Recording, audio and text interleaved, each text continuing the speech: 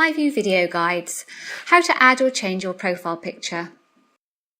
Hover over the profile picture placeholder at the top left of the screen and click on the camera icon. A window opens. Click the Choose File button.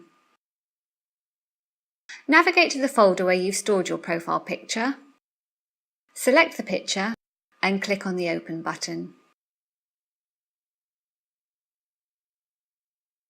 If you're happy with the picture, click the Upload button.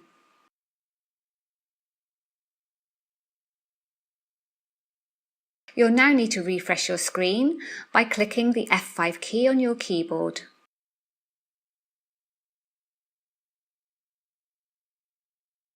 Your profile picture will appear at the top left of the screen and also next to the Account button. To change your profile picture, hover over the picture placeholder and click on the camera icon,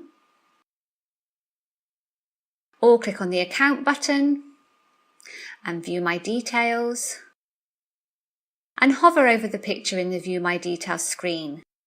Click on the camera icon to change your photo. Thanks for watching.